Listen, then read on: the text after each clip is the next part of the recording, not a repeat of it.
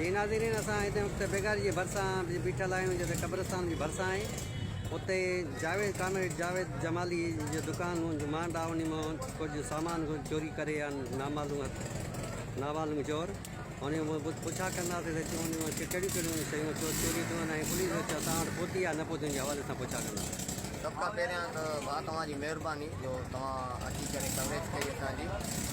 जी राति जीअं जेको आहे राति जो 12 बजे चौकीदार आयो आहे, हिते जेको चौकीदार रखियलु आहे उहो चवे पियो त राति जो 12 बजे इन केबिन जा ताला लॻियल हुआ ऐं सुबुह जो जीअं असांजो नड़ो आयो ऐं दुकान खे खोलियईं त हीउ शटर एतिरो मथे हुयो ऐं इन शटर मां दुकान मां असांजे केबिन मां बैटरी ऐं यूपीएस जेको आहे उहा चोरी थी वई आहे।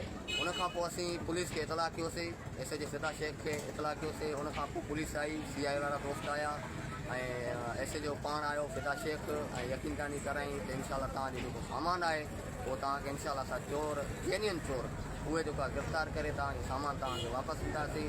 ऐं असां वरी बि हिकु भेरो ॿीहर मुतालबो कयूं था SSP साहब सां, SSP साहब खुदारा गरी खेरे शहर का अमन अमान बहाल करें।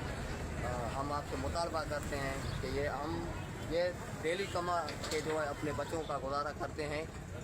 हमारी बैटरी और यूपीएस वो भी हिफाजत में नहीं है, हम खुद हिफाजत में नहीं है, तो इधर रहने का भी फ़ायदा नहीं है। इसलिए हम आपसे मुतालबा करते हैं कि जल्द से जल्द हमारा जो सामान है वो हमें वापस किया जाए।